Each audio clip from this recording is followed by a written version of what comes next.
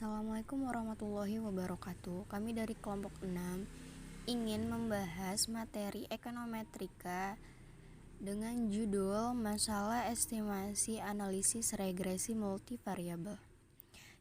Yang anggota kelompoknya ada Agun Setiawan sebagai pemateri, yang kedua ada Fani Abdillah, saya sendiri sebagai moderator dan pemateri.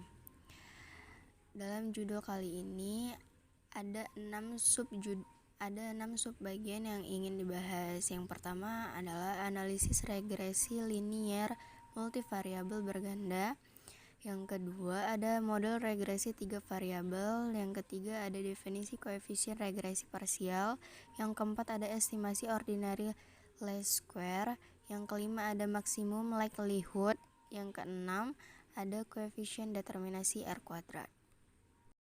Selanjutnya, materi pertama yang akan dibahas yaitu analisis regresi linear multivariabel berganda. Regresi linear multivariabel adalah regresi linear dengan satu variabel respon atau terikat dan beberapa variabel prediktor atau bebas. Regresi linear multivariabel dikenal dengan regresi linear berganda atau regresi linear multiple. Untuk pembahasan kedua ada model regresi 3 variabel yang dirumuskan Y sama dengan A tambah B1X1 tambah B2X2 tambah B3X3 dengan keterangan Y sama dengan variabel terikat, A sama dengan konstanta, B1, B2, B3 adalah koefisien regresi, X1, X2, X3 adalah variabel bebas. Ketiga ada definisi koefisien regresi linear parsial. Uji koefisien regresi secara parsial atau uji T. Uji ini digunakan untuk mengetahui apakah dalam model regresi variabel independen secara parsial berpengaruh signifikan terhadap variabel dependen. Rumus T hitung pada analisis regresi ini adalah sebagai berikut.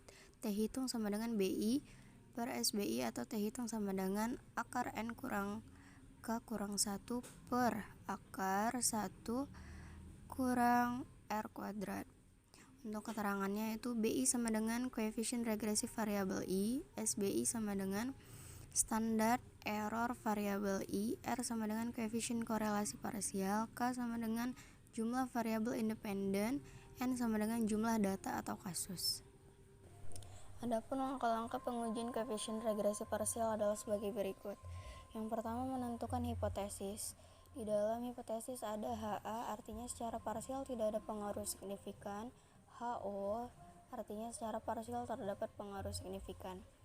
Langkah yang kedua yaitu menentukan tingkat signifikansi yang biasanya menggunakan taraf A sama dengan 5%. Langkah yang ketiga menentukan T hitung. Langkah yang keempat menentukan T tabel. Langkah yang kelima membandingkan T hitung dan T tabel dengan kriteria sebagai berikut. HA diterima jika min T tabel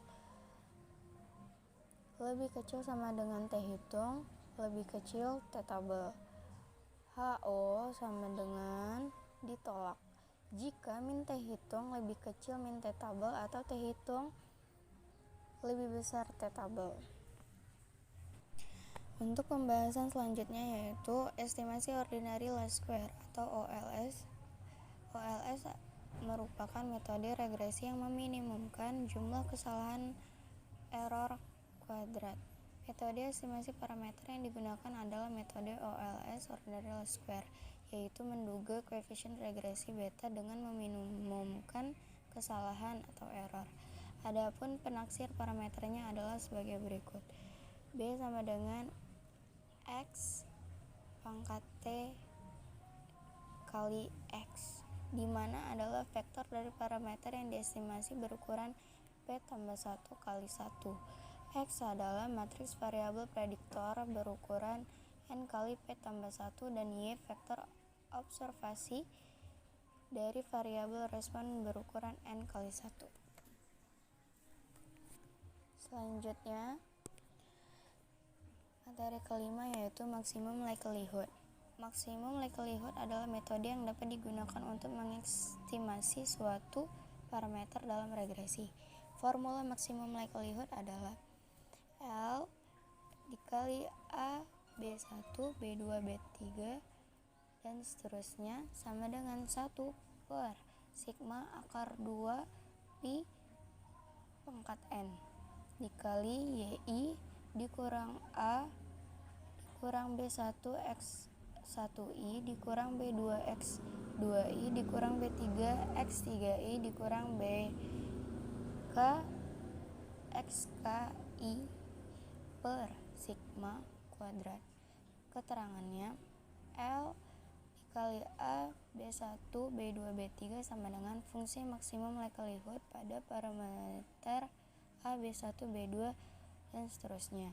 Sigma sama dengan parameter yang merupakan simpangan baku untuk distribusi.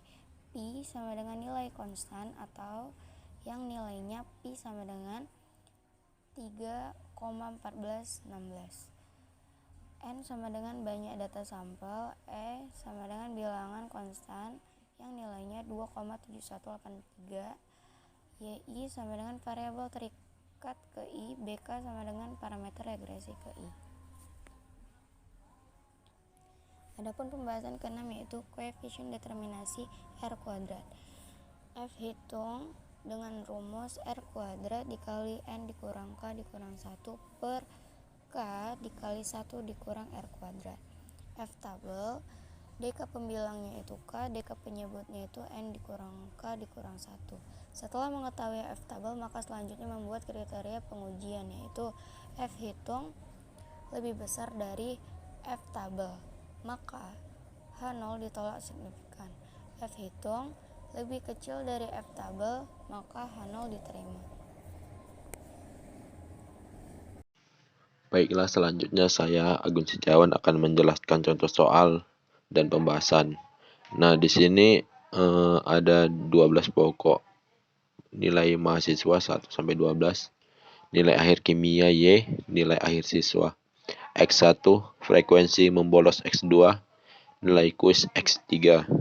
Nah, untuk mendapatkan nilai hasilnya dijumlahkan 85 sampai ke 74 hasilnya 101, 65 sampai 55 hasilnya 725, 1 sampai 4 hasilnya 43, 80 sampai 50 hasilnya 815. Nah, selanjutnya ada tabel pembantu. Jumlahnya ada 12 juga. Ada X1Y, X2Y, X3Y, X1, X2, X1, X3, X2, X3, X1 pangkat 2, X2 pangkat 2, X3 pangkat 2. Nah, untuk mendapatkan hasil ini, kita lihat dari tabel sebelumnya, itu dikalikan X1 dikali Y, di mana 65 dikali 85 hasilnya 5.525, X2Y juga begitu, X2 dikali Y 85 dikali 1 sama dengan 85. Nah, selanjutnya juga begitu, semua nanti dapat hasilnya lebih mudah menggunakan Excel karena ada rumus. Nah, selanjutnya kita beralih ke matriks ordo 4x4 di mana 12 adalah Y, 725 adalah X1, 43 adalah X2, 815 adalah X3, dan 725 adalah X1, 43 ke bawah X2, 815 ke bawah adalah X3. Nah, di mana terdiri dari baris dan kolom. Nah, kita untuk menentukan 444.475 itu adalah dikalikan juga X1 X1 dikali X1 sama dengan X1 pangkat 2. Kita lihat tabel pembantunya apakah hasilnya sama. Jika sama, kita lanjutkan terus dikalikan X1 kali X2, X1 X2, X1 kali X3, X1 X3, X1 kali X2, sebelahnya X1 X2, X2 kali X2, X2 pangkat 2. Nah, begitulah selanjutnya dan seterusnya untuk menentukan matriks A. Nah, kita mendapat H, hasilnya di mana kita mendapatkan nilai H-nya adalah 1011 itu Y, 61.685 itu X1Y, 3.581 itu adalah X2Y, 69.580 itu adalah nilai dari X3Y.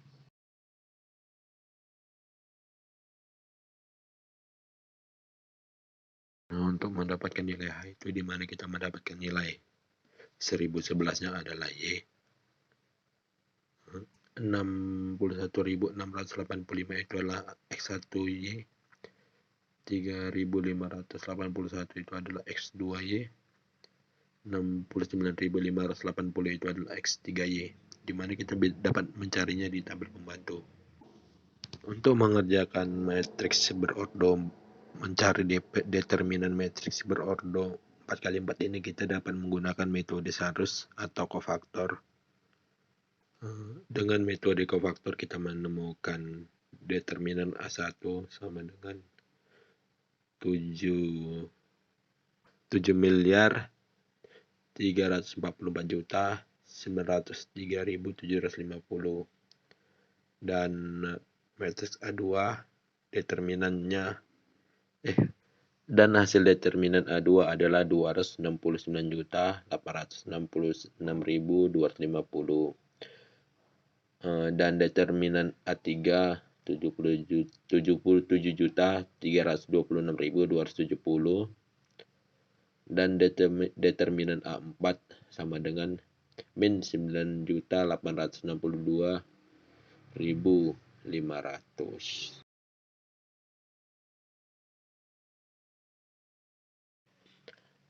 Untuk mencari nilai determinan matriks A1, A2, A3, A4, saya jelaskan lagi mencarinya dengan metode Sarus atau kofaktor.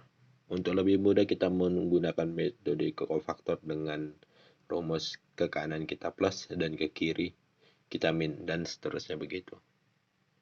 Maka kita akan menemukan hasil sesuai ada pada layar. Selanjutnya kita menentukan nilai A, B1, B2, B3, di mana A determinan A1 dibagi determinan A, di mana hasilnya adalah 26,679. Mencari B1 sama dengan determinan A2 dibagi determinan A sama dengan 0,97763. Mencari B2 sama dengan determinan A3 dibagi determinan A sama dengan 0,28012. Mencari B3 sama dengan determinan A4 dibagi determinan A sama dengan 0,0375.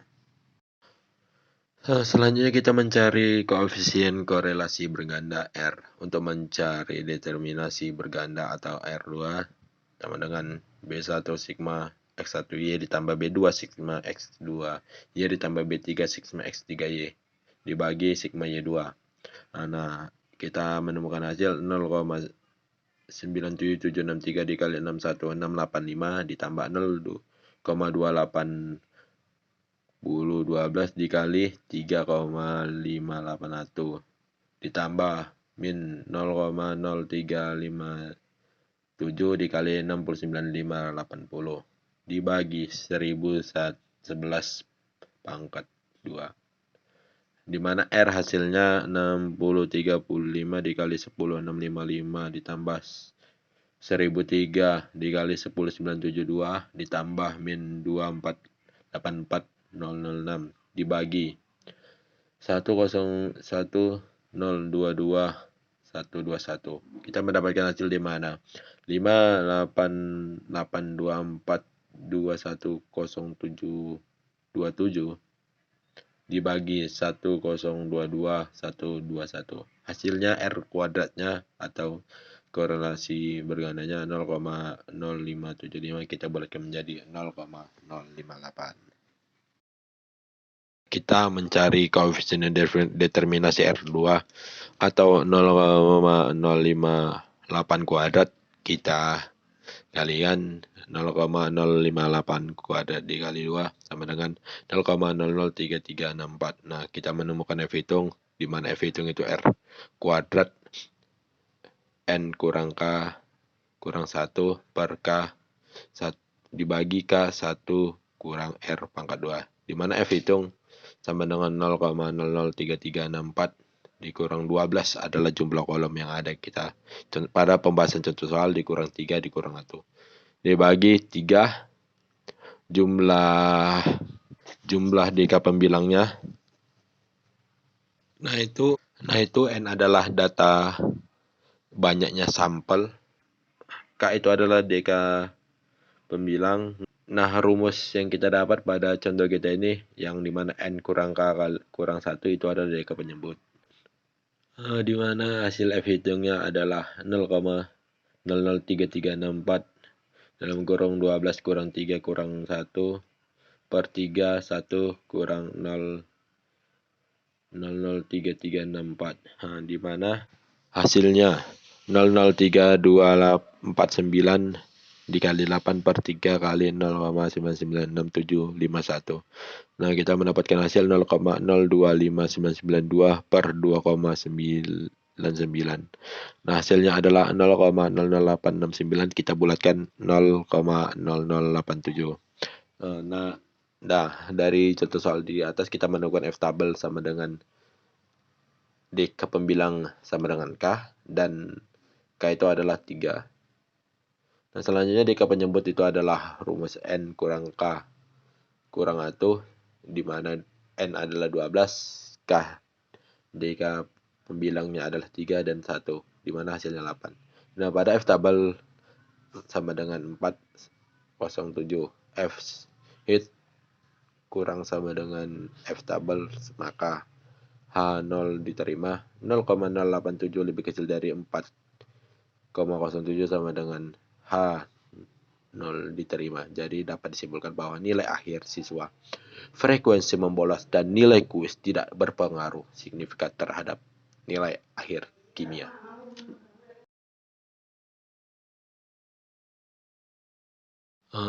Demikianlah presentasi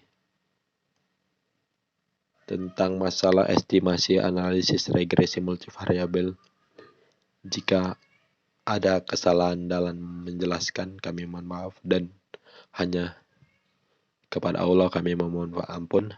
Jika ada pertanyaan, mari kita bertanya sama Ibu, karena kami juga hanya paham beberapa saja, tidak sampai ke akar-akarnya.